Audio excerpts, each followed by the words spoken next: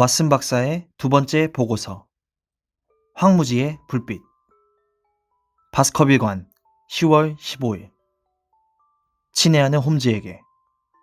내가 여기 내려온 뒤 자네에게 별로 소식을 전하지 못한 것이 사실이라 해도 자네는 내가 까먹은 시간을 벌충하고 있다는 걸 인정해야 할 걸세. 이제는 사건들이 한 번에 터지고 있다네. 지난 보고서에서 나는 베리모어 집사에 관한 얘기로 끝이 맺었는데 이제 내 수중에는 자네를 깜짝 놀라게 해줄 만한 이야기 보따리가 있다네. 예상치 못했던 일들이 차례로 일어났지. 어떻게 보면 상황은 지난 48시간 동안 더 분명해진 것 같기도 하고 어떻게 보면 그 사이에 더 복잡해진 것 같기도 하네. 하지만 자네에게 모두 털어놓을 작정이니까 알아서 판단하게. 다음날 아침, 나는 아침 식사 전에 반대편 복도로 내려가 전날 밤 베리모어가 들어갔던 방을 조사해 보았네. 나는 베리모어가 앞에 서서 뚫어지게 밖을 내다보던 서쪽 창이 집안의 다른 창문과 다른 점이 있다는 걸 알아챘어. 그 창으로는 가까운 황무지가 훤히 바라다 보였네. 두 그루의 나무 사이가 횡하니 뚫려 있어서 창가에 서면 황무지가 곧장 건너다 보이는 거지. 하지만 집안의 다른 창으로는 먼 곳의 풍경만 보이거든. 따라서 베리모어가 굳이 이 창문을 택한 것은 그가 황무지에 있는 무엇인가 또는 누군가를 찾고 있기 때문이었네. 하지만 지난밤은 아주 어두웠기 때문에 베리모어가 이 창으로 어떤 사람의 모습을 볼 수 있었을 리는 만무하지. 그런데 문득 베리모어의 정부가 걸어서 이곳까지 온 게 아닐까 하는 생각이 들었네. 그렇다면 그가 비밀스럽게 행동했던 것이나 그의 아내가 불안해했던 것이 다 설명이 되거든. 베리모어는 시골 처녀의 마음을 사로잡기에 모자람이 없을 정도의 미남자니까 이러한 가정의 근거는 충분해 보였네. 내가 다시 침대에 누운 뒤 들었던 문 따는 소리는 그가 은밀한 약속을 지키기 위해 밖에 나가는 소리가 아니었을까? 어쨌든 나는 아침나절에 이런 식으로 추리했지만 결과적으로 그것은 근거 없는 추측이었다네. 하지만 베리모어의 그런 행동이 진짜 무슨 이유 때문이었든지 간에 혼자만 그 일을 알고 있는 것은 좀 감당하기 힘들게 느껴졌네. 그래서 나는 조반을 맞춘 뒤 준남작을 서재에서 만나 내가 목격한 것을 낱낱이 얘기했지. 그는 별로 놀라는 눈치가 아니었네. 나는 베리모어 집사가 밤마다 돌아다닌다는 사실을 알고 있었어요. 그래서 한번 집사를 만나 그 얘기를 할 생각이었죠. 준남작이 말했지.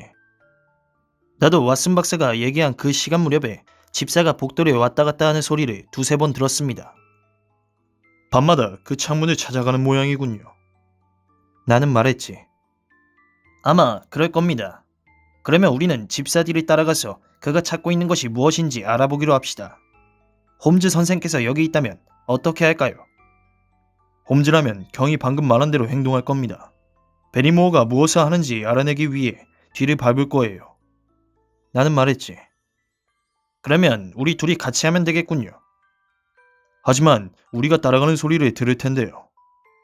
집사는 귀가 약간 어두워요. 그리고 들키는 한이 있어도 한번 해봐야지.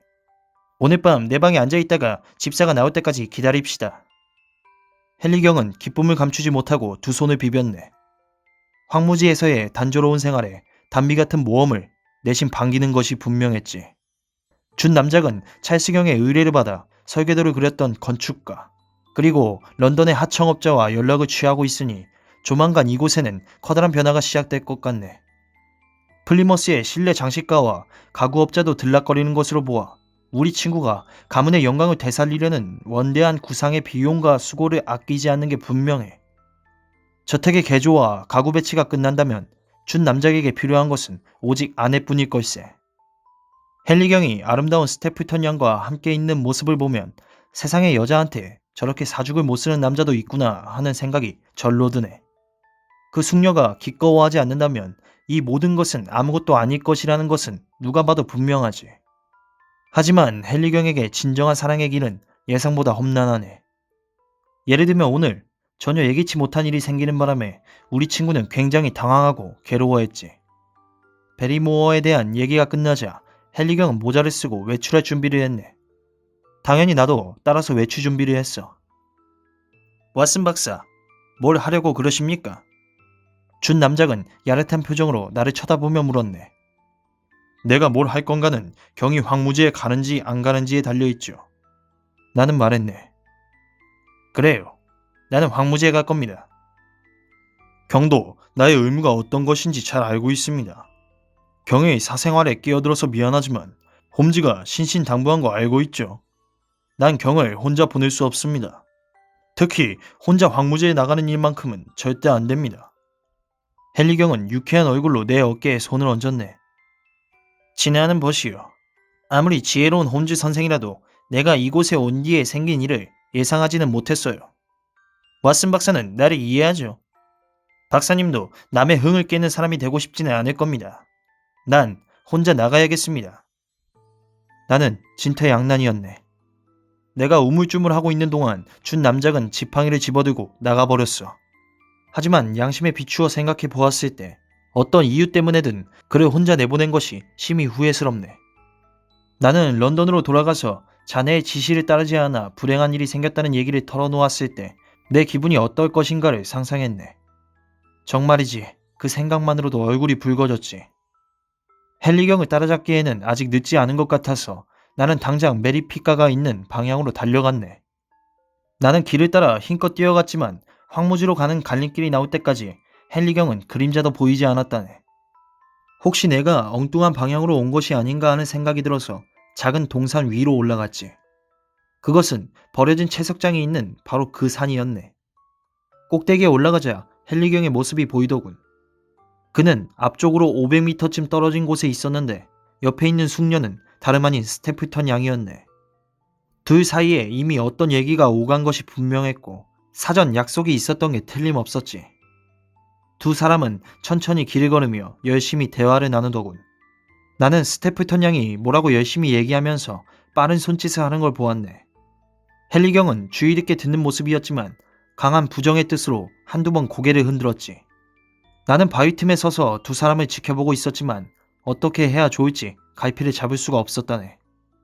물론 두 사람을 향해 달려가서 은밀한 대화를 방해하는 것도 차마 사람이 할 짓이 아니었지. 하지만 내게 주어질 의무는 잠시라도 헨리경에게서 눈을 떼지 않는 것이 아닌가. 친구 몰래 뒤를 밟는다는 것은 정말 죽기보다 싫은 의무였네. 하지만 나는 산 위에서 그를 지켜보다가 나중에 내 행동을 고백해서 양심의 짐을 더는 것이 가장 나은 방법이라고 생각했네. 어떤 위험이 갑작스럽게 닥쳤을 때 준 남작을 보호하기에는 내가 너무 먼 곳에 있었던 것이 사실이었지만 내가 곤란한 처지에 놓였다는 것과 그 이상 할 수 있는 일이 없었다는 것을 자네는 이해해 주리라 믿네. 우리의 친구 헨리경과 숙녀분이 멈춰서서 대화에 열중해 있을 때 나는 문득 둘의 만남을 지켜보는 사람이 나 혼자만은 아니라는 사실을 깨달았어. 공중에 떠있는 푸른색이 언뜻 보여서 눈을 들어보니 그것은 막대에 달린 포충망이더군. 한 남자가 포충망을 들고 기복이 심한 땅에서 움직이고 있었네. 그것은 스태플턴이었지. 그는 두 남녀에게 나보다 훨씬 가깝게 근접해 있었을 뿐만 아니라 그쪽을 향해 움직이고 있는 듯 했네. 그때 갑자기 헨리경이 스태플턴 양을 와락 껴안았지. 경의 팔은 숙녀분을 안고 있었지만 그녀는 고개를 외면한 채 몸을 떼려고 애쓰는 것 같았네. 경은 그녀를 향해 고개를 숙였네. 스태플턴 양은 뭐라고 항의하는 것처럼 한 손을 들어 올렸네. 다음 순간 나는 두 남녀가 황급히 떨어진 다음 등을 돌리는 모습을 보았네. 그것은 스태플턴 때문이었지. 그는 바보 같은 포충망을 등 뒤에 매달고 두 사람을 향해 미친 듯이 뛰어오고 있었네. 그는 두 연인들 앞에서 흥분이 극에 달한 채 마구 손짓 발짓을 했어. 멀리서 보니 무슨 춤이라도 추는 것처럼 보이더군. 이해할 수 없는 장면이었지만 스태플턴은 뭐라고 해명하는 헨리경에게 욕을 퍼붓고 있는 것처럼 보였다네. 헨리경도 자신의 해명이 받아들여지지 않자 점점 화가 나는 것 같더군. 숙녀는 옆에서 고고하게 침묵을 지키고 있었고 마침내 스태플턴은 몸을 휙 돌리더니 위압적인 태도로 누이 동생에게 손짓했고 동생은 어쩔 줄 몰라하며 헨리경을 한번 쳐다보고는 오빠를 따라 걸음을 옮겨 놓았네. 박물학자의 화난 몸짓을 보니 누이 동생에 대해서도 상당히 불쾌하게 여기고 있는 것 같더군. 준 남작은 우두커니 서서 남매의 뒷모습을 바라보다가 돌아서서 천천히 걷기 시작했네. 고개를 푹 숙인 모습을 보니 그 심정이 얼마나 쓰라린지 알겠더군. 나는 이 모든 일이 무엇을 의미하는지 알 수 없었지만 친구 몰래 그렇게 내밀한 만남을 지켜보았다는 것이 말할 수 없이 부끄러웠어. 나는 산을 뛰어내려갔고 밑에서 준 남작을 만났다네. 그는 화가 나서 얼굴이 붉게 달아오르고 어떻게 해야 할지 모르는 사람처럼 눈살을 잔뜩 찌푸리고 있었네. 아니, 왓슨 박사. 하늘에서 떨어지기라도 한 겁니까? 헨리경이 말했네. 내가 그렇게 말했는데도 부득부득 내 뒤를 쫓아온 것은 아니겠죠. 나는 준남작에게 있는 그대로 사실을 다 털어놓았네. 그를 혼자 내보내서는 안 된다고 생각했던 것, 그를 찾아서 달려왔던 것, 그리고 모든 일을 다 목격했던 것 등. 순간적으로 경은 화가 나서 나를 노려보았지만 내가 솔직하게 다 털어놓자 노여움이 씻은 듯 사라지는 것 같았네. 그는 마침내 처량하게 웃더군. 들판 한가운데라면 남의 눈에 띄지 않고 은밀한 시간을 가질 수 있을 줄 알았죠. 그는 말했네. 그런데 젠장, 온 마을 사람들이 다 나와서 내가 구애하는 장면을 지켜보고 있었단 말인가. 또 그 구애라는 것이 얼마나 형편없이 되었느냐 말이지. 박사는 도대체 어디에 자리 잡고 있었습니까? 나는 그 동산 위에 있었습니다. 우리 뒤쪽에 자리 잡고 있었네 그려. 그 오빠라는 작자는 훨씬 앞쪽에 있었는데 말이오. 박사는 그자가 우리 덮치는 모습을 보았나요? 보았죠.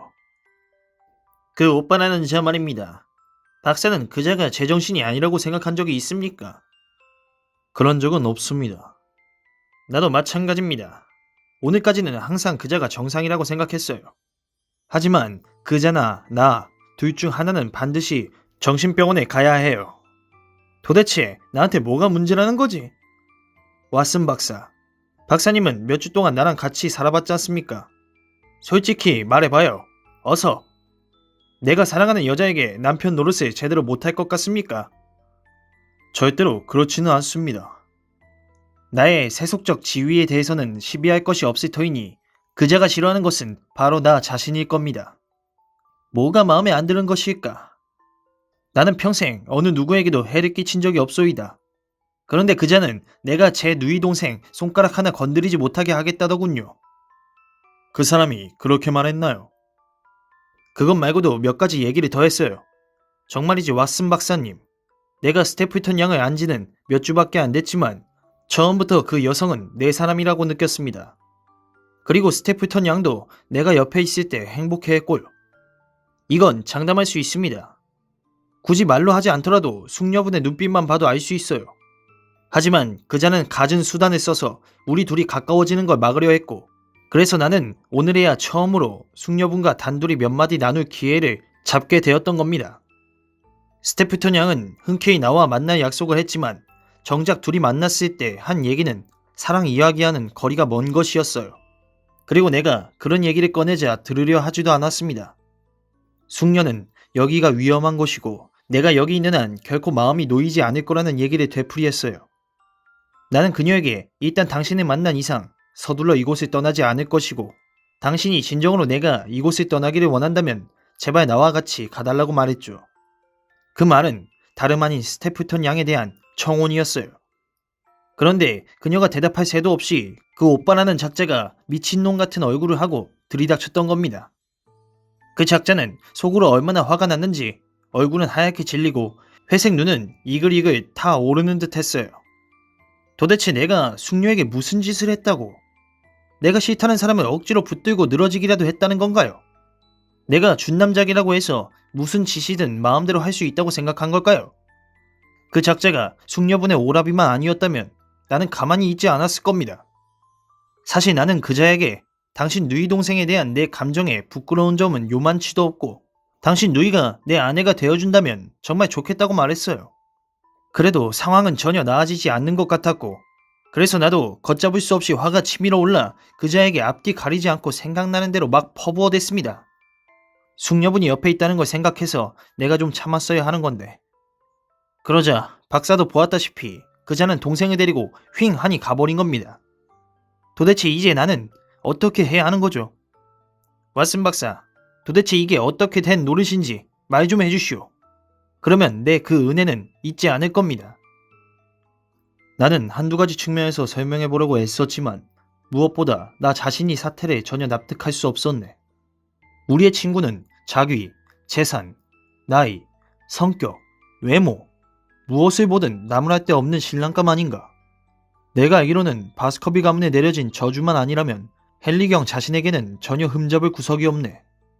그런데 경의 구애가 당사자인 숙녀분의 희망과는 전혀 상관없이 그렇게 거칠게 거절당했던 것이나 숙녀분이 묵묵히 그런 상황을 받아들였던 것은 정말 의외였네. 하지만 우리의 이러저러한 추측은 오후에 스태프턴 자신이 찾아오면서 막을 내리게 되었지. 그는 아침 나절에 무례에 대한 사과하고 헨리경과 서재에 들어가 한참 이야기를 나누었네. 그 결과 불안은 완전히 해소된 것으로 결론이 나고 그 표시로 우리는 금요일날 메리피가에 가서 저녁 식사를 하기로 했지. 나는 이제 그자가 미쳤다고 말하지는 않겠습니다. 헨리경이 말했네. 하지만 오늘 아침 그자가 나에게 달려들 때의 눈빛을 잊을 수는 없어요. 물론 그자가 나중에 세상 어느 누구보다 정중하게 사과했다는 점은 인정해야겠지만 말입니다. 왜 그런 행동을 했는지에 대해서도 설명하던가요? 그는 누이 동생이 자기 인생의 전부라고 말하더군요. 그건 당연한 일이겠죠. 그 점에 대해서는 그가 숙녀분의 가치를 알고 있다는 것 같아서 기분이 좋았습니다. 그의 설명에 따르면 둘은 항상 같이 살았는데 누이 동생은 자기 인생의 유일한 반려였다고 하더군요. 그래서 누이 동생을 잊는다고 생각하니 정말 참을 수가 없었다고 했어요. 그는 내가 누이 동생에게 남다른 감정을 품고 있다는 걸 몰랐다가 자신의 눈으로 그런 장면을 목격하고 또 누이 동생이 곁을 떠날지도 모른다는 사실을 깨닫자 너무 충격을 받아 순간적으로 이성을 잃었다고 하더군요. 그러면서 아까 일에 대해 아주 미안하게 생각한다고 했습니다. 또 자신의 누이 동생처럼 아름다운 여자를 평생 옆에 잡아둘 수 있다고 상상했던 자신이 얼마나 어리석고 이기적이었는지를 깨닫게 되었다고 했고요.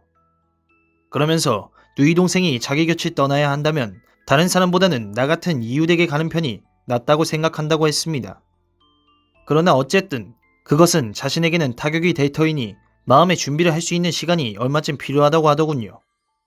그는 내가 결혼 얘기를 꺼내지 않고 3달 동안 누이 동생과 사랑이 아닌 우정을 나누는데 만족하겠노라고 약속한다면 우리 둘이 결혼을 하는데 어떤 반대도 하지 않겠다고 했어요.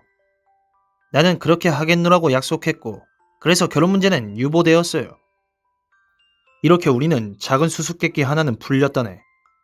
우리가 허우적거리고 있는 이 진흙탕 속에서 뭔가가 바닥을 친 것일세. 우리는 이제 스태플턴이 누이 동생의 구원자에게 그 구원자가 헨리경처럼 유망한 청년임에도 곱지 않은 시선을 보낸 이유를 알게 되었네. 그래서 이제 나는 뒤엉킨 실꾸러미에서 뽑아낸 또 하나의 실을 더듬어 보려 하네.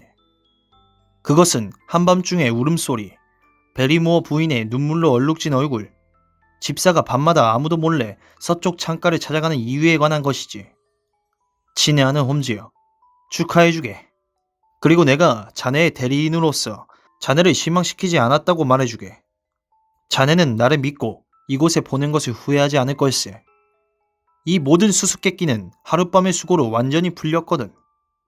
나는 하룻밤의 수고라고 했지만 사실 그것은 이틀밤의 수고였지. 왜냐하면 첫날 밤에 우리는 완전히 허탕을 쳤으니까. 나는 헨리경의 방에 가서 경과 함께 새벽 3시가 다 되도록 기다렸지만 층계참에 걸린 시계 종치는 소리 빼고는 아무 소리도 들리지 않았다네. 그것은 참 철학맞은 불침번이었어. 우리는 결국 의자에 앉은 채로 잠이 들었지. 다행히도 우리는 실망하지 않았고 다시 한번 시도해보기로 결의했네. 다음날 밤 우리는 등잔불을 낮춰놓은 채 아무 소리도 내지 않고 담배를 피우며 앉아 있었네. 시간은 정말 한없이 느리게 기어가더군. 그렇지만 우리 둘 다 인내심과 호기심 하나로 버티며 그 시간을 견뎌냈지. 사냥꾼이 덫을 놓은 다음 사냥감이 걸려들기를 바라고 그 앞에서 지킬 때의 심정이라고나 할까. 시계가 1시를 치고 2시를 쳤지. 시계가 2시를 쳤을 때 우리는 거의 자포자기 상태였네. 그러나 어느 순간 우리는 용수철이 튀어오르듯 벌떡 일어나서 피곤에 절은 신경을 곤두세웠네. 우리는 복도 마루가 삐걱거리는 소리를 들었어. 우리는 숨을 죽이고 발자국 소리가 문 앞을 지나 멀리 사라질 때까지 기다렸네. 그런 다음 준남작이 소리나지 않게 방문을 열었고 우리는 베리모어 집사의 뒤를 따르기 시작했지. 촛불을 든 집사는 벌써 회랑을 돌고 있었기 때문에 복도는 칠흑같이 어두웠네. 우리는 맞은편 복도를 향해 살금살금 걸어갔지. 큰 키에 검은 턱수염을 기른 집사가 곧 반대편 복도에 들어서는 모습이 보였네. 그는 어깨를 움츠린 채 뒤꿈치를 들고 살금살금 걸어가더군. 그리고 예전에 그 방으로 들어갔네. 어둠 속에서 방문의 윤곽이 촛불빛을 받아 잠깐 드러나는가 싶더니 어두운 복도로 한 줄기 노란 불빛이 흘러나왔네. 우리는 복도 마루를 한 발자국 디딜 때마다 조심하고 또 조심하며 그 방을 향해 다가갔네. 우리는 미리 구두를 벗어놓고 나왔지만 그래도 낡은 마루가 발밑에서 삐걱거렸어. 집사가 이번에야말로 우리가 다가가는 소리 들었을 거라는 생각이 들었던 적도 있었지. 하지만 다행스럽게도 집사는 약간 귀가 어두웠던 데다가 자신이 하는 일에 정신이 팔려 있었어. 마침내 그 앞에 이르러 문틈으로 들여다보니 집사가 손에 촛불을 들고 창문에 붙어서 있는 모습이 보였네. 그는 전전날 밤과 똑같은 자세로 긴장한 하얀 얼굴을 유리창에 붙이고 있었지. 어떻게 할 것인지 사전에 계획을 세워놓지는 않았지만 준 남작은 원래 거침없이 행동하는 직선적인 사람이라네. 그가 뚜벅뚜벅 방 안으로 걸어 들어가자 베리모어는 외마디 소리를 지르며 창가에서 비켜섰지. 그는 파랗게 질린 얼굴로 부들부들 떨며 우리 앞에 서 있었네. 그는 헨리경과 나를 번갈아 바라보았네. 그의 치켰던 검은 눈동자에는 두려움과 놀람이 가득했지. 베리모어, 여기서 대체 뭘 하고 있지? 아무것도 아닙니다, 주인님. 그는 어찌나 떠는지 말도 제대로 할 수 없을 지경이었어. 그가 손에 든 촛불이 흔들리면서 그림자들이 위아래로 춤을 추었지. 창문 말입니다, 주인님. 밤에 창문이 제대로 닫혀 있는지 보려고 돌아다닙니다. 2층을 말인가? 예, 주인님. 방마다 다 다니면서 살피지요. 이복의 베리모어. 헨리경은 엄격한 목소리로 말했네. 우리는 자네한테서 진실을 듣기로 작정했네. 그러니 사실대로 털어놓는 게 신상에 이로울걸. 어서 말하게. 거짓말은 말고. 도대체 자네 그 창문 앞에서 무엇을 하고 있었는가? 집사는 어쩔 줄 모르고 우리를 쳐다보았네. 그리고 끝없는 의욕과 고통에 몸부림치는 사람처럼 두 손을 쥐어짜더군. 주인님, 제가 무슨 나쁜 일을 하고 있었던 건 아닙니다. 저는 그저 촛불을 들고 창가에 서 있었습니다. 왜 촛불을 들고 창가에 서 있었나? 묻지 말아주십시오, 주인님. 저한테는 묻지 말아주십시오. 분명히 말씀드리지만 그것은 저의 비밀이 아니기 때문에 주인님께 말씀드릴 수 없습니다. 다른 사람이 아니라 오직 저하고만 관계된 일이라면 주인님께 비밀로 하려고 애쓰지도 않을 것입니다. 문득 어떤 생각이 떠오른 나는 집사의 떨리는 손에서 촛불을 빼앗아 들었네. 이 사람은 이것을 신호로 사용했던 것이 틀림없습니다. 나는 말했지. 응답이 있는지 보기로 하죠. 나는 그가 했던 것처럼 촛불을 들고 밤의 어둠 속을 응시했네. 달이 구름 속에 숨어 있었으므로 나무의 검은 둑과 희끄무레한 황무지를 어렴풋이 분간할 수 있을 뿐이었지. 그러다 갑자기 점을 찍어 놓은 듯한 노란 불빛이 검은 장막 위에 떠오르는 것을 보고 나는 탄성을 터뜨렸네. 불빛은 네모진 검은 창문 한가운데서 한결같이 빛나고 있었지. 저거다! 나는 외쳤지. 아닙니다, 선생님. 저건 아무것도 아닙니다. 집사가 끼어들었네. 정말입니다, 선생님. 왓슨 박사, 그 촛불을 움직여보시오. 준 남작이 소리쳤네. 저 봐, 저쪽에 있는 것도 움직이고 있어. 자, 이 나쁜 자식. 그래도 저게 신호라는 거 부정할 테냐? 어서 똑바로 말하지 못해. 저쪽에 있는 패거리는 누구고 도대체 무슨 음모를 꾸미고 있는 거냐?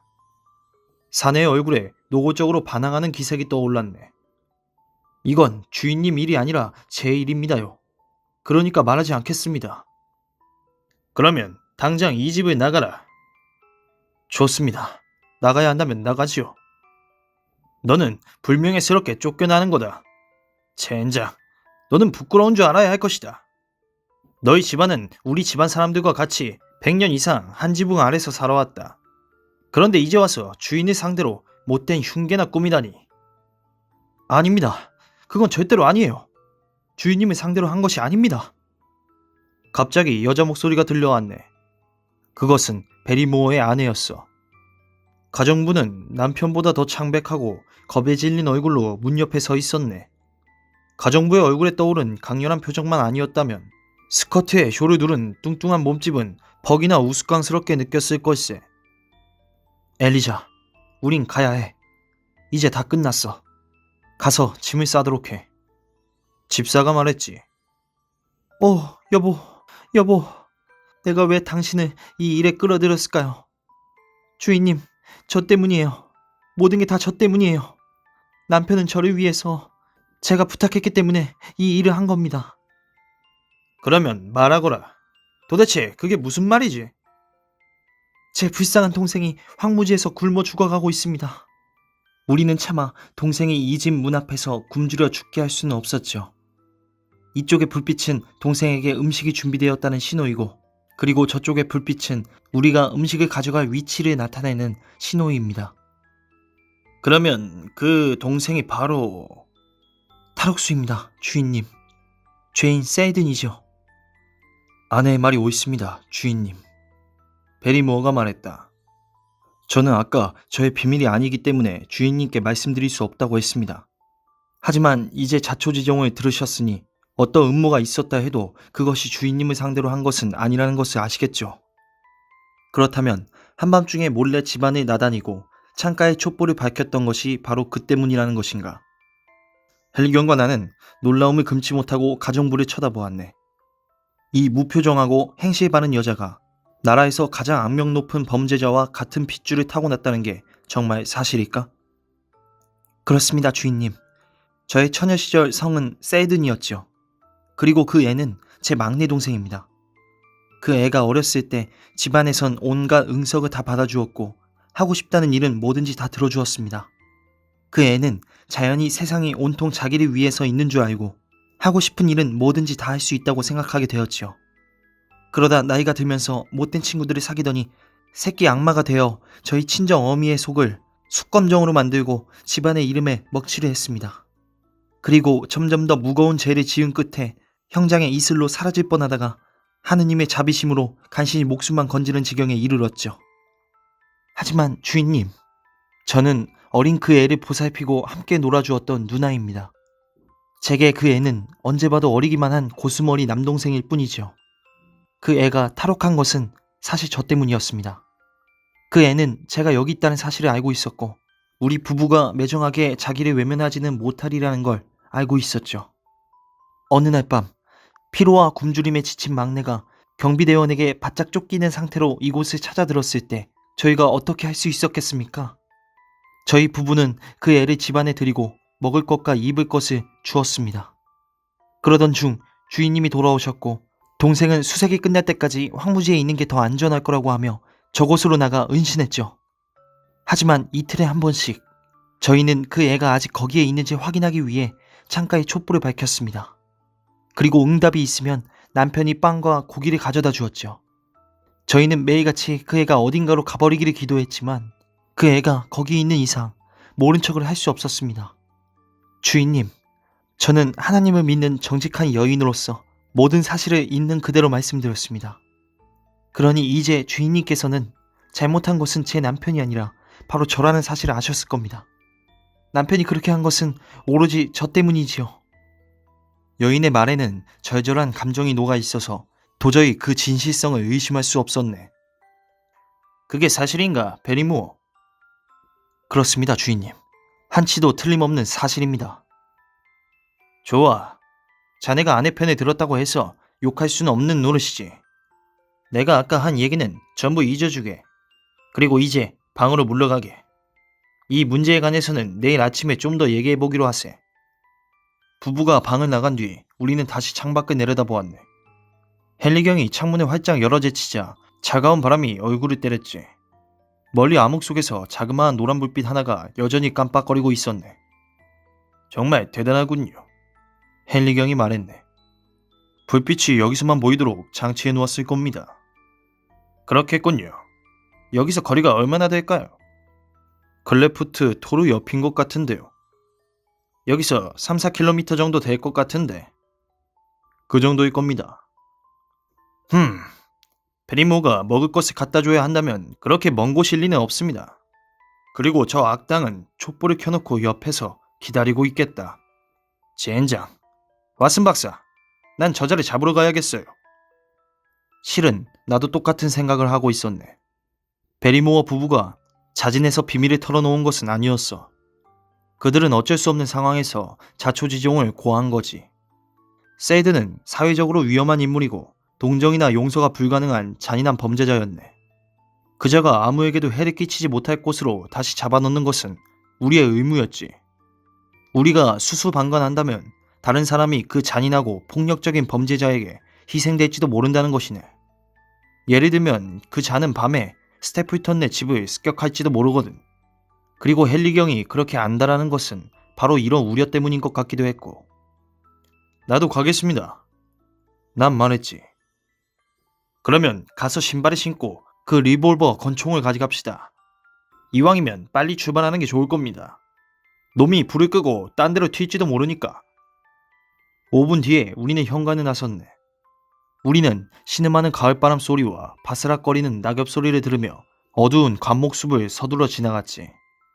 밤 공기에는 축축한 썩은 냄새가 무겁게 스며 있었어. 달이 잠깐 얼굴을 내밀었지만 하늘에는 시커먼 구름이 깔려 있었지. 황무지로 접어들자 이슬비가 내리기 시작했네. 불빛은 여전히 앞에 있었고. 경의 무기는? 나는 물었네. 나는 수렴용 채찍을 가지고 왔습니다. 우리는 재빨리 놈을 포위해야 합니다. 놈은 막다른 골목에 몰린 쥐새끼와 같으니까요. 놈을 기습해서 저항할 틈을 주지 않고 제압하는 겁니다. 왓슨 박사, 홈즈 선생이 여기 있다면 내게 무슨 말을 할까요? 악의 세력이 승한 밤 시간에는 황무지에 발을 들여놓지 말라고 하지 않았던가요? 준 남작의 말에 대답이라도 하듯 끝없는 황무지의 어둠 속에서 갑자기 이상한 울부짖음이 들려왔네. 그것은 내가 전에 그린펜 대늪지 근처에서 들었던 소리였어. 적막한 밤 시간에 그 소리는 바람을 타고 전해왔지. 긴 저음의 신음소리는 울부짖음으로 바뀌었고 그것은 다시 구슬픈 신음소리로 잦아들었네. 그 소리는 자꾸만 되풀이 되었고 대기는 온통 귀에 거슬리는 무서운 소리로 전율했네. 준 남작은 내 옷소매를 붙들었지. 그의 얼굴이 어둠 속에서 하얗게 떠올랐네. 맙소사, 박사님, 저게 무슨 소리입니까? 잘 모르겠는데요. 황무지에서 나는 소리겠죠. 전에도 한번 들어본 적이 있습니다. 소리는 멈추었고 사방은 쥐죽은 듯 조용했네. 우리는 귀를 쫑긋 세웠지만 아무 소리도 들리지 않았어. 박사님, 그건 사냥개의 울부짖음이었습니다. 준 남작이 말했어. 갑자기 공포에 사로잡힌 듯 그의 목소리는 갈라져 나왔고 나는 등골이 서늘해졌네. 사람들은 이 소리에 대해 뭐라고들 합니까? 준 남작이 물었네. 누구 말입니까? 이 고장 사람들 말이요. 그들은 무지한 사람들입니다. 그들이 뭐라고 하든 신경 쓸 필요가 있나요? 박사님, 말해봐요. 사람들이 뭐라고 하던가요? 나는 망설여졌지만 그 질문을 피해갈 수 없었네. 사람들은 그 소리가 바스커빌가의 사냥개의 울부짖음이라고 하더군요. 그는 신음했고 잠시 말이 없었다네. 맞아, 그건 사냥개였어요. 그는 마침내 말했지. 하지만 그 소리는 여기서 몇 킬로미터 떨어진 곳에서 난 것 같았는데 소리가 어디서 났는지 확실한 방향은 알 수 없었지요. 그 소리는 바람을 타고 날아왔어요. 혹시 그린펜 대늪지 쪽에서 난 게 아닐까요? 그건 맞는 얘기입니다. 그쪽이었군. 여보세요, 왓슨 박사. 박사님도 그 소리가 사냥개의 울음소리라고 생각하셨죠? 나는 어린애가 아닙니다. 걱정하지 말고 진실을 말해주시오. 최근에 그 소리를 들은 것은 스태플턴과 같이 있었을 때였죠. 그는 그 소리가 어떤 희귀조의 울음소리일지도 모른다고 하더군요. 아니에요. 그건 사냥개의 소리였어요. 맙소사, 그 모든 이야기에 일말의 진실이 들어있다는 것일까? 내가 저주받은 운명 때문에 정말 위험하다고? 박사님도 그렇게 생각하시나요? 어떻습니까, 왓슨 박사님? 물론 그렇게 생각하지 않지요. 런던에서는 그 모든 것이 우습게만 생각되었는데 여기 황무지의 어둠 속에서 저 울음소리를 듣고 보니 전혀 다른 느낌이 드는군요. 게다가 내 숙부님 말입니다. 그분이 쓰러진 곳 옆에 사냥개의 발자국이 찍혀 있다고 했어요.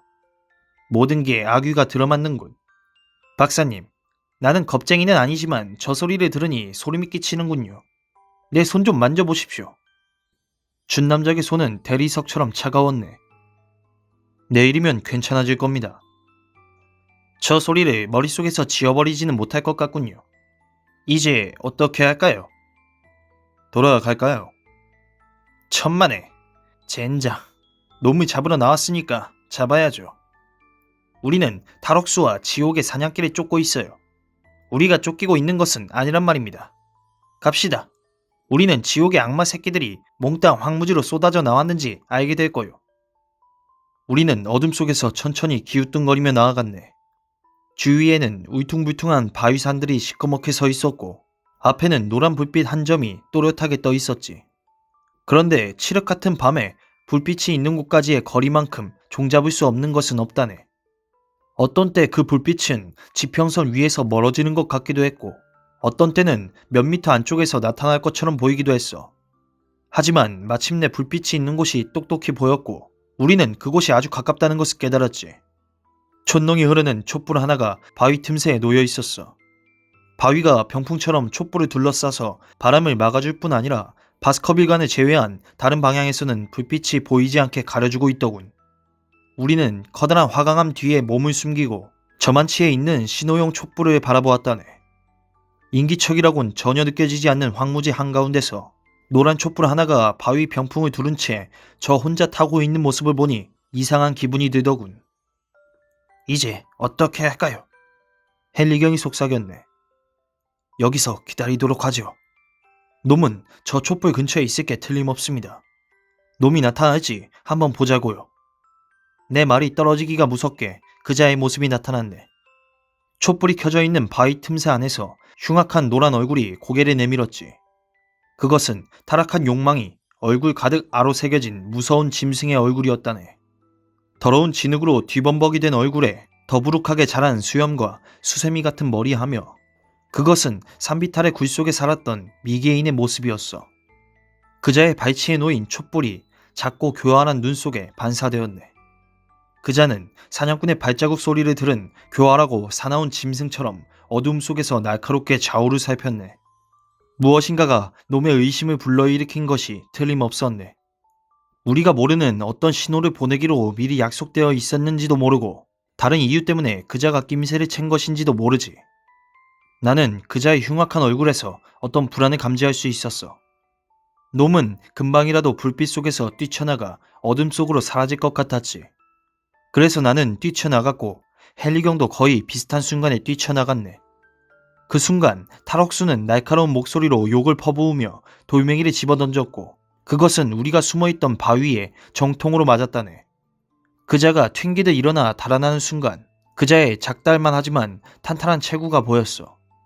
바로 그 순간 다행스럽게도 달이 구름 사이로 고개를 내밀었지. 우리는 산꼭대기를 넘어서 질주했고 그자는 사냥처럼 앞을 가로막는 바위돌을 껑충껑충 뛰어넘으며 굉장한 속도로 산비탈을 내리뛰었네. 권총을 발사하면 맞힐 수도 있는 거리였지만 총을 가지고 나온 것은 공격당할 때 호신용으로 사용하기 위해서였지 도망치는 비무장 탈옥수를 뒤에서 쏘기 위한 것은 아니었거든. 우리는 둘 다 걸음이 빨랐고 평소에 체력 단련도 잘해둔 편이었지만 그자를 따라잡기는 역부족이었다네. 그가 달리는 모습이 달빛 속에서 오랫동안 보였네. 마침내 그자는 작은 점이 되어 멀리 있는 산비탈의 바위 사이를 빠른 속도로 이동했지. 우리는 숨이 턱에 닿을 때까지 달리고 또 달렸지만 그자와의 거리는 더욱 넓어지기만 했어. 마침내 우리는 걸음을 멈추고 숨을 헐떡거리며 바위에 주저앉았네. 그리고 그가 멀리 사라져가는 모습을 지켜보았지. 내가 너무도 이상한 일을 겪은 것은 바로 그 순간이었네. 우리는 헛된 추격을 포기하고 집으로 돌아가기 위해 바위에서 일어났어. 뾰족한 화강암 바위산의 정상에 은빛 달이 살짝 걸려 있었지. 막 몸을 돌리는 순간 나는 그 바위산 정상에 한 남자가 서 있는 모습을 보았네. 빛나는 배경 앞에 선 그는 흑단 조각처럼 까맣게 보였지. 그것은 다름 아닌 자네, 홈즈였어. 내가 환상을 보았다고는 생각하지 않네. 내 평생 그렇게 똑똑하게 본 것은 없다고 장담할 수 있어. 내가 본 것은 키 크고 야윈 남자의 모습이었네. 그는 팔짱을 낀 채 다리를 약간 벌리고 고개를 숙이고 있었네. 마치 그 앞에 펼쳐진 이탄과 화강암으로 이루어진 거대한 황야에 대해 깊이 사색하고 있는 듯한 모습이었어. 그는 그 끔찍한 황무지의 정령이었는지도 몰라. 그러나 탈옥수는 아니었다네. 그는 탈옥수가 사라진 방향과는 전혀 다른 곳에 서 있었거든. 게다가 그는 훨씬 키가 컸네. 나는 소스라치며 헨리경에게 그쪽을 가리켜 보였지.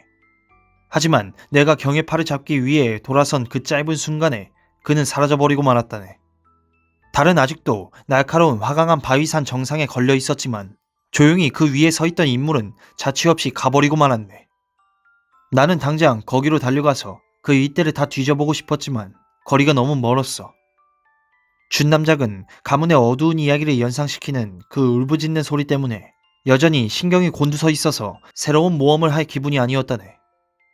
그는 바위산 정상에 홀로 서 있던 사람의 모습을 보지 못했으니 그 이상한 존재와 당당한 태도를 본 순간의 전율을 느낄 수 없었지. 경비원일 겁니다. 그는 말했지. 그자가 탈옥한 이후 황무지에는 경비원들이 쫙 깔렸으니까요. 글쎄, 그의 말에도 일리는 있네. 하지만 나는 그 일에 관해 좀 더 조사해보고 싶다네. 오늘 우리는 프린스타운 교도소에 황무지를 수색하라고 연락할 작정이네. 하지만 우리 손으로 그자를 잡지 못한 것은 천추의 한으로 남는군. 친애하는 홈즈, 어젯밤에 있었던 일도 그렇지만 자네는 내가 보고서를 통해 자네에게 큰 도움을 주었다는 걸 인정해야 해. 내 얘기에 태반이 별 쓸모없는 것이겠지만 그래도 나는 자네에게 모든 사실을 알려주어서 자네가 그 중에서 도움이 될 만한 것들을 선택하는 게 제일 좋은 방법이라고 생각하네. 앞으로 조사를 좀 더 진전시킬 수 있을 걸세. 베리모어 부부에 관해 우리는 그들의 동기를 밝혀냈고 상황을 명쾌하게 정리했네. 하지만 황무지의 음산한 울음소리와 이상한 거주자들의 비밀은 아직 풀리지 않았어. 다음 편지에선 이 문제에 관해서도 좀 더 밝혀낼 수 있겠지. 가장 바람직한 것은 자네가 직접 여기 내려오는 것일세. 어찌됐건 며칠 안으로 또 소식을 전하겠네. 왓슨 박사의 일기장. 이제까지 나는 초기에 셜록 홈즈에게 보낸 나의 보고서를 인용할 수 있었다. 그러나 이제는 그런 방법을 버리고 당시에 써놓은 일기장의 도움을 받아 다시 기억에 의존해야 하는 시점에 이르렀다. 그때의 일기장을 읽어보니 마음속에 뚜렷이 아로새겨진 당시 사건에 대한 기억이 새록새록 되살아났다. 이제 나는 탈옥수의 추적을 포기하고 돌아온 그 다음날 아침의 일부터 시작해서 우리가 황무지에서 겪은 기묘한 일들에 관해 이야기하려 한다. 10월 16일, 가는 비가 흙 뿌리듯 축축한 날씨. 뭉클뭉클 피어오르는 구름이 저택을 둘러싸고 있다. 솟아오르는 구름 사이로 가끔씩 적막한 황무지의 굴곡이 드러난다. 산비탈에는 가는 은빛 암맥이 새겨져 있고 멀리 있는 젖은 바위들은 햇빛이 비칠 때마다 잊지 않고 반짝거린다. 집 안팎이 온통 우울하다. 준 남작은 어젯밤의 사건 이후 우울한 무기력 상태에 빠졌고 나 자신도 가슴에 묵직한 돌덩이가 얹힌 듯하다. 위험이 다가오고 있다. 그 위험은 상존하고 있지만 어떤 것인지 말할 수 없기 때문에 더욱 끔찍하게 느껴진다. 그런 느낌이 자꾸 드는 것은 어떤 이유 때문일까? 여태까지 일어난 일련의 사건이 모두 가까운 곳에 도사리고 있는 어떤 불길한 힘을 가리키고 있다는 사실을 생각해보자. 찰스경의 죽음은 대대로 내려오는 전설에 예언된 그대로였고 황무지에서 이상한 짐승을 보았다는 농부들의 목격담까지 자꾸 나오고 있다. 나도 2번이나 사냥개의 울부짖음 비슷한 소리를 직접 들었다. 문제의 짐승이 정상적인 자연 법칙을 벗어난 존재라는 것은 어불성설이다. 유령 사냥개가 실제로 발자국을 남기고 황무지가 쩌렁쩌렁 울리도록 울부짖는다니 그게 가당키나 한 소린가. 스태플턴이라면 그리고 모티머라면 그런 미신에 빠질 수 있겠지. 그러나 내게 남보다 나은 것이 하나 있다면 그것은 상식을 갖고 있다는 점이다. 세상 누구도 내게 그따위 것에 대한 믿음을 강요하지 못할 것이다. 그런 미신에 빠지는 것은 악마의 개만으로는 성에 차지 않아 그 개가 눈과 입에서 지옥불을 뿜어낸다고 떠들어대는 불쌍한 농부들과 똑같은 수준으로 전락하는 것이다. 홈즈라면 그런 터무니없는 이야기를 귓등으로도 안 들었을 터인데 나는 그의 대리인이 아닌가. 하지만 사실은 사실이다. 나는 황무지에서 그런 울부짖음을 2번 들었다. 정말 어떤 큰 사냥개가 황무지에서 살고 있다고 가정해보자. 그것은 많은 것을 설명해준다. 그러나 그 사냥개는 어디에 숨어 있고 어디서 먹을 것을 구하며 또 어디에서 왔단 말인가. 그리고 낮에 놈을 목격한 사람이 없는 것은 어찌된 노릇인가. 진짜 사냥개가 살고 있다는 가정도 전설의 개의 운운하는 이야기와 거의 비슷한 어려움에 부닥친다는 것을 고백하지 않을 수 없다. 또 사냥개와는 별도로 런던에 인간 대리자가 있었던 것도 사실이란 말이다. 이름마차 속의 남자, 헨리경에게 황무지에 가지 말라고 경고했던 그 편지. 그것은 최소한 사실이었다. 물론 편지는 이쪽의 안위를 걱정하는 친구가 보낸 것일 수도 있지만 반대로 적이 보낸 것일 수도 있다. 그 친구인지 적인지는 지금 어디에 있는가? 그는 런던에 있는가? 아니면 우리 따라 이곳까지 내려왔는가? 혹시 그는 내가 보았던 바위산 정상의 그 인물이 아닐까? 나는 그를 언뜻 한번 보았을 뿐이지만 내가 장담할 수 있는 것이 몇 가지는 된다. 그는 내가 이 지방에서 만난 사람이거나 이 근방에 사는 이웃은 아니다. 그는 스태프턴보다는 훨씬 크고 프랭클랜드보다는 말랐다. 베리모어라면 비슷하지만 그는 집에 있었다. 분명코 집사가 우리 뒤를 쫓아오지 못했을 것이다. 그렇다면 런던에서 어떤 미지의 인물이 우리 뒤를 밟았던 것처럼 지금도 우리 뒤를 밟고 있다는 말인가. 우리는 그를 따돌리지 못했던 것이다. 그 인물이 누구인지 알아낼 수만 있다면 우리는 가진 어려움 끝에 마침내 자초지종을 알게 될지도 모른다. 이 한 가지 목적을 위해 나는 이제부터 내가 가진 모든 힘을 쏟아야 한다. 내가 맨 처음 느낀 충동은 헨리경에게 나의 모든 계획을 밝히는 것이었다. 나의 현명한 지원자는 나를 도와줄 터이고 가능한 한 침묵을 지켜줄 것이다. 그러나 그는 지금 말도 없고 한마디로 넋이 나간 사람처럼 보인다. 황무지에서 그 이상한 소리를 들은 다음부터 그는 이상하게 신경을 곤두세우고 있다. 나는 그의 불안을 더해줄 만한 얘기는 절대로 않겠지만 내가 세운 목표를 이루기 위해 한 걸음씩 나아갈 것이다. 오늘 아침 조반을 마친 후 작은 사건이 있었다. 베리모어가 헨리경에게 면담을 청했고 2 사람은 서재에 들어가 잠시 이야기를 나누었다. 방에 앉아있던 나는 큰 소리가 오가는 것을 듣고 둘이 지금 어떤 문제에 대해 이야기하는지 짐작하게 되었다. 잠시 후 준남작이 서재 문을 열고 나를 불렀다.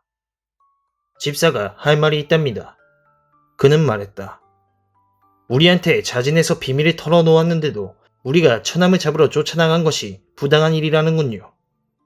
집사는 얼굴은 창백했지만 극히 침착한 태도로 우리 앞에 서 있었다. 제가 너무 흥분했는지도 모르겠습니다. 그는 말했다. 혹시 그랬다면 부디 용서 바랍니다. 하지만 저는 오늘 새벽에 2 신사분께서 돌아오시는 소리를 듣고 세이든을 잡으러 나갔었구나 하는 걸 깨닫고 정말 소스라쳤습니다.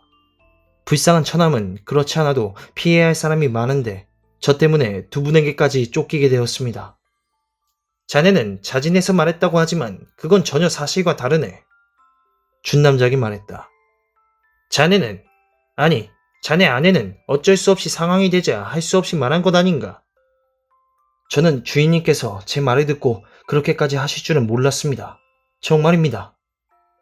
세이드는 사회적 위험인물일세.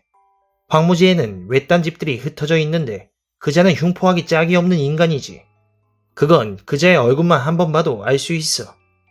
예를 들면 스태플턴 씨 댁을 생각해보세나. 그 댁을 지킬 사람은 스태플턴 씨뿐이네. 세이든이 감옥으로 돌아갈 때까지는 누구도 안전을 장담할 수 없네. 주인님, 처남은 남의 집에 침입하지 않을 것입니다. 저는 그 점에 대해서 맹세할 수 있습니다. 처남은 이 나라에서 다시는 누구도 괴롭히지 않을 겁니다. 정말입니다, 주인님. 며칠 안에 준비가 끝나면 처남은 남미로 가게 되어 있습니다. 주인님, 제발 부탁입니다. 처남이 아직 황무지에 있다는 걸 경찰에게 알리지 말아주십시오.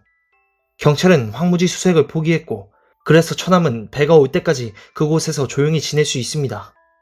주인님께서 경찰에 알리신다면 저희 부부도 난처한 입장이 되고 맙니다. 부탁입니다, 주인님. 경찰에는 절대로 알리지 말아 주십시오. 왓슨 박사님, 어떻게 생각하십니까? 나는 어깨를 들썩했다.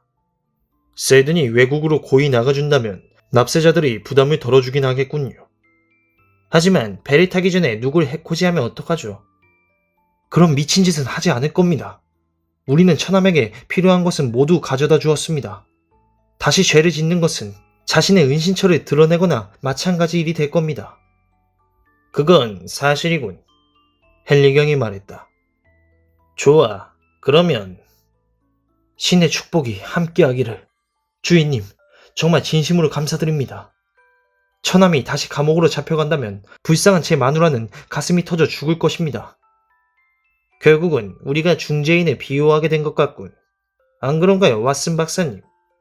하지만 사정 얘기를 구구절절 다 듣고 나니 그 자리를 경찰에 넘길 수는 없을 것 같군요. 그럼 이것으로 끝내기로 하세. 자, 이제 됐으니까 집사는 가보도록 하시오. 베리모어는 더듬거리며 감사의 말을 몇 마디 하고 돌아섰다. 그러나 가지 않고 우물쭈물하더니 다시 돌아섰다. 주인님, 주인님께서 정말 고맙게 대해주셨으니 제가 할 수 있는 가장 큰 보답을 하고 싶습니다. 사실은 제가 알고 있는 일이 있습니다. 그 얘기를 진작 했어야 했지만 제가 그 일에 대해 알게 된 것은 수사가 끝나고 나서도 한참 지난 뒤였죠. 저는 아직까지 그 얘기를 어느 누구에게도 해본 적이 없습니다. 그건 찰스 주인님이 돌아가신 사건에 관한 일입니다. 준 남작과 나는 둘 다 벌떡 일어섰다. 그분이 어떻게 돌아가셨는지 알고 있다고? 아닙니다, 주인님. 그런 것은 모릅니다. 그러면? 저는 찰스 주인님이 그 시간에 왜 쪽문 앞으로 나가셨는지 압니다. 그것은 어느 여자분을 만나기 위해서였습니다. 여자를 만나러? 숙부님이? 예, 주인님. 그러면 그 여자의 이름은? 저는 이름은 모르지만 이름의 첫 글자는 압니다. 그것은 LL입니다. 베리모어, 자넨 그걸 어떻게 알게 되었나? 찰스 주인님께서는 그날 아침에 한 통의 편지를 받으셨습니다. 찰스 주인님은 유명 인사이기도 하셨지만 인정이 많은 것이 소문나서 어려운 일을 당한 사람들은 너나 없이 주인님께 도움을 청하곤 했습니다. 그런데 그날 아침에는 편지가 한 통밖에 안 와서 저는 그것을 유심히 보았지요. 그것은 쿰 트레이시에서 온 편지였고 주소는 여자의 필체로 쓰여져 있었습니다. 그래서? 예. 그 다음에 저는 그 일에 대해서 까맣게 잊어버렸지요. 아마 아내가 아니었으면 그 편지에 대해 다시 생각하는 일은 없었을 것입니다. 그런데 몇 주 전에 아내가 찰스 주인님 서재를 청소하다가 벽난로의 제 바지 뒤쪽에서 불에 탄 편지를 발견했습니다. 그분이 돌아가신 뒤에 서재에 손을 댄 것은 그때가 처음이었지요. 편지는 거의 전부가 타 없어졌지만 맨 끝에 작은 조각 하나가 남아 있었습니다. 불에 탄 글씨는 검정 바탕에 회색으로 도드라져서 아직 읽을 수 있었습니다. 우리가 보기에 그것은 편지 말미에 추신으로 적은 부분 같았는데 이런 내용이었죠. 제발, 제발 부탁입니다. 당신은 신사이니 이 편지를 태워 없애주시고 10시까지 쪽문 앞으로 나와주세요. 그리고 그 밑에 LL이라는 머리 글자가 쓰여져 있었죠. 그것을 가지고 있나? 아닙니다. 그것은 우리가 집어 올리자 산산이 부서져 버렸습니다. 숙부께서 같은 필적의 편지를 더 받으신 적이 있나? 주인님, 저는 원래 찰스 주인님 앞으로 온 편지는 눈여겨보지 않았습니다. 그때도 그거 한 통만 왔으니 망정이지 그렇지 않았다면 그런 편지가 온 줄도 몰랐을 겁니다. 하지만 베리모어, 난 이해가 안 가는군. 어떻게 이 중요한 사실을 여태까지 숨기고 있었나? 예, 그 편지 조각을 본 건 그 골칫덩이가 이곳으로 굴러 들어오고 난 직후였습니다. 게다가 우리는 찰스 주인님을 아주 좋아했습니다. 그분이 저희 부부에게 베풀어 주신 은혜를 생각하면 당연한 일이지요. 그런데 이런 일을 들춰내봤자 우리 가엾은 주인님께 득이 될 리 만무하다고 생각했습니다. 여자분이 관계된 일에 대해선 무조건 조심하는 게 상책입니다. 아무리 성인 군자라 해도. 자네는 그 일이 숙부님의 평판에 누가 될 거라고 생각했다는 것이지? 그렇습니다. 저는 그 일을 들춰내는 것이 하나도 좋을 게 없다고 생각했습니다. 하지만 주인님께서 저희에게 너무도 고맙게 해주셨으니 제가 알고 있는 일을 모두 주인님께 털어놓는 것이 당연한 도리라고 생각한 것입니다. 알았네, 베리모어. 이제 가보게. 집사가 나가자 헨리경이 나에게 물었다. 왓슨 박사님, 방금 들은 얘기에 대해 어떻게 생각하십니까? 사태를 더 종잡을 수 없게 만드는 것 같군요. 나도 그렇게 생각합니다. 하지만 우리가 LL을 추적할 수만 있다면 진상이 백일화에 드러날 겁니다. 우리는 그 정도 단계에 도달한 거예요. 사건의 열쇠를 쥐고 있는 사람이 어딘가에 있다는 걸 알고 있는 거죠. LL을 찾아낼 수만 있다면 좋겠는데 이제 어떻게 해야 할까요? 당장 홈즈에게 이 모든 사실을 알려야 합니다. 이 정보는 홈즈의 수사에 한 가지 단서를 제공해 줄 겁니다. 내 판단에 의하면 홈즈는 이 소식을 들으면 여기 내려올 게 분명합니다. 나는 당장 내 방으로 가서 아침 나절에 나눈 대화에 관한 보고서를 작성했다. 베이커가에 아주 드물게, 그것도 짧은 답장이 날아오는 것을 보면 홈즈는 요즘 아주 바쁜 것이 틀림없다. 홈즈는 답장에서 내가 보낸 정보나 나의 임무에 대해서 별다른 언급은 하지 않고 있다.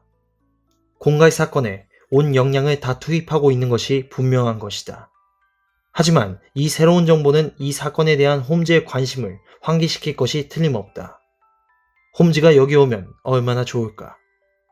10월 17일, 하루 종일 비가 쏟아졌다.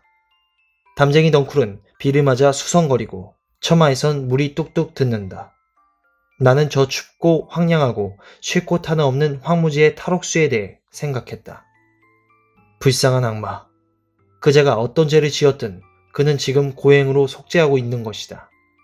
그리고 나는 또 다른 인물, 이름마차 속의 얼굴, 달을 배경으로 서 있던 남자에 대해 생각해 보았다. 얼굴을 드러내지 않은 미행자, 어둠의 인간인 그도 지금 저 황야에 있을까? 저녁 때 나는 비옷을 걸치고 시커먼 형상이 가득한 질퍽거리는 황무지로 나갔다. 비가 얼굴을 때리고 바람은 귓전에서 윙윙거렸다. 신께서 지금 대습지로 들어가는 짐승들을 보살펴 주시기를. 오늘 같은 날은 고지대의 굳은 땅도 푹푹 빠지는 수렁이 되고 말 것이다. 나는 그 고독한 사나이가 서 있던 그 시커먼 바위산을 찾아냈다. 뾰족한 정상에서 음습한 산비탈을 내려다보니 거센 빗줄기가 젓갈색 사면을 두드리고 있다. 대지에 낮게 들이운 먹구름이 기기묘묘한 바위산의 비탈에 따라 회색 소용돌이를 이루며 내려가고 있다. 멀리 왼쪽의 분지에는 비양계에 반쯤 가려진 바스커비간의 뾰족탑 2개가 나무숲 위로 높이 솟아 있었다.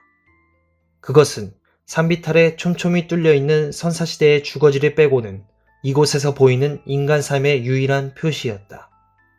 어디에도 내가 이틀 밤 전 바로 이곳에서 보았던 고독한 사나이의 자취는 없었다. 집에 돌아가는 길에 나는 모티머 선생을 만났다. 그는 풀미르의 외딴 농가에 갔다가 소박한 이륜마차를 타고 울퉁불퉁한 황무지길에 달려 귀가하는 중이었다. 그는 헨리경과 나를 각별히 챙겼고 우리가 어떻게 지내는지 보기 위해 바스커비관에 매일 들르다시피 했다. 나는 모티머 선생의 강권으로 이륜마차에 탔고 그는 나를 집까지 태워다 주었다. 그는 애완견 스페니얼을 잃어버려서 몹시 속상하다고 말했다. 걔가 황무지 쪽으로 나갔는데 그 다음에는 감감무소식이라는 것이었다. 나는 최선을 다해 위로해 주었지만 내 머릿속에 떠오르는 것은 그린펜 습지에 빠진 조랑말이었다. 나는 모티머의 애완견이 집에 돌아올 거라고는 생각하지 않는다. 그런데 모티머 선생, 이 근방에서 사는 사람들 치고 선생께서 모르는 사람은 별로 없죠? 나는 물었다. 마차는 울퉁불퉁한 길에서 심하게 덜컥거렸다. 거의 그럴 겁니다. 그러면 혹시 이름의 머리 글자가 LL로 시작되는 여자는 없습니까? 그는 잠시 생각에 잠겼다. 아니, 없는데요. 그는 말했다. 집시하고 막 노동꾼들 중에서 내가 모르는 이름이 몇 대긴 하죠. 하지만 농부나 상류층 가운데 그런 머리 글자를 가진 사람은 없습니다. 가만, 생각 좀 해보죠. 그는 잠깐 말을 멈추었다. 로라 라이언스라는 여자가 있어요. 이름의 머리 글자가 LL이죠.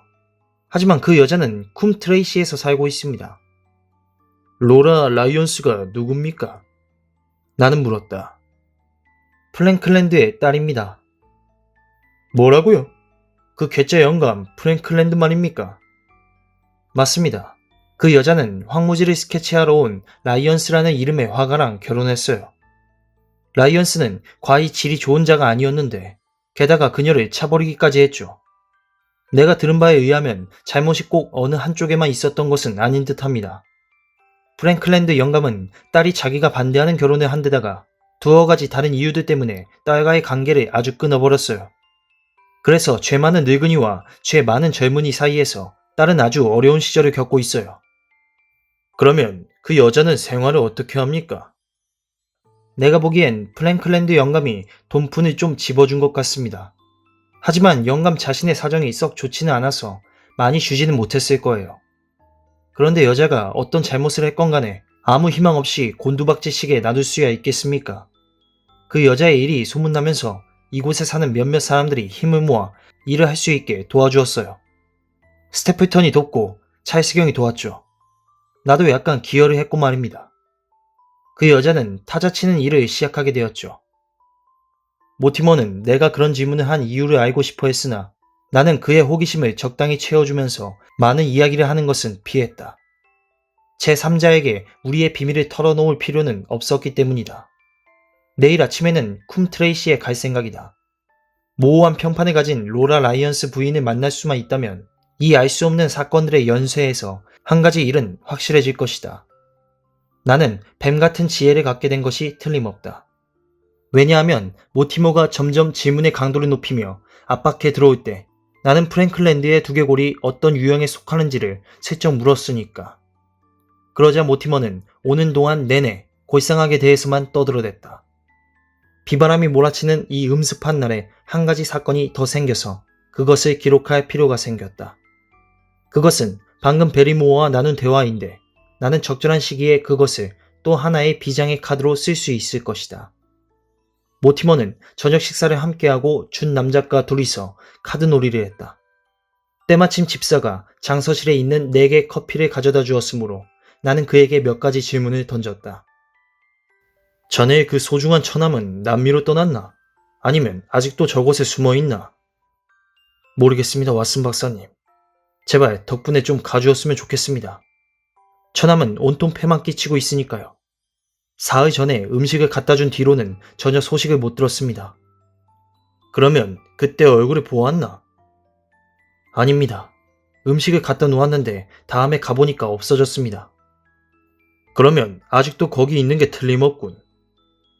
음식을 가져간 게 다른 사람이 아니라면 아마 그럴 겁니다.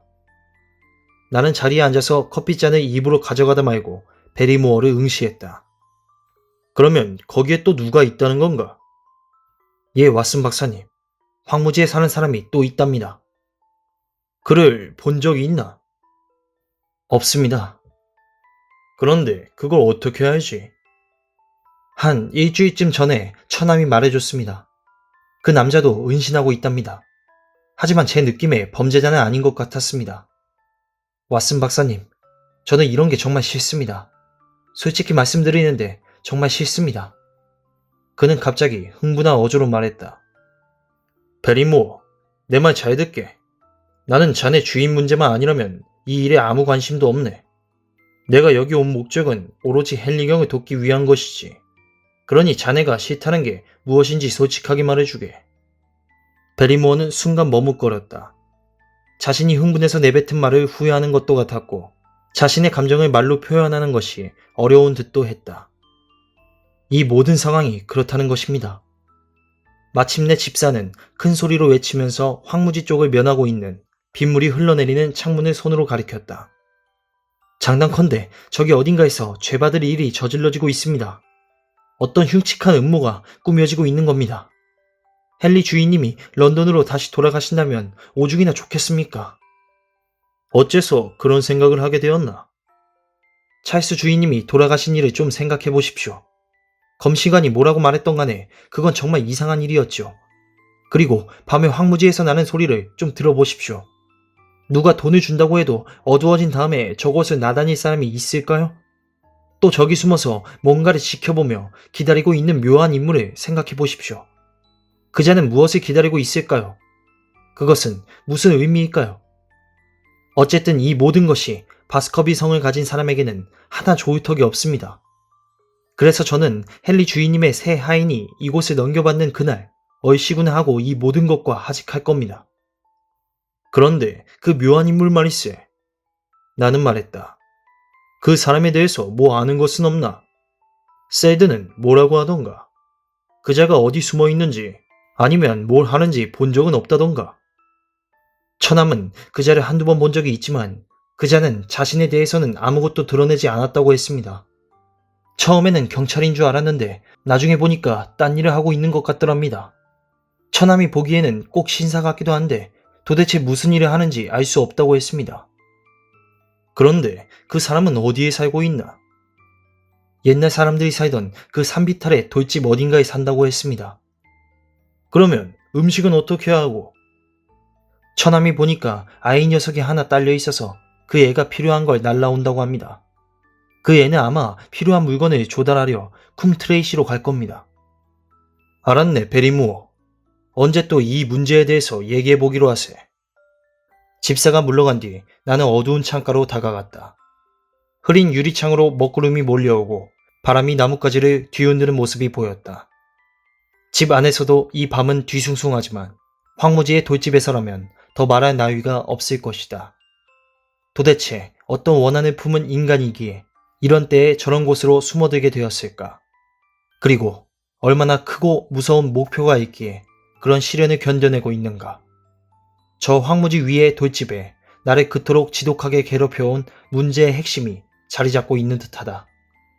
나는 내일 당장 수수께끼의 핵심을 찾아내기 위해 인간이 할 수 있는 모든 일을 다 하리라고 맹세한다.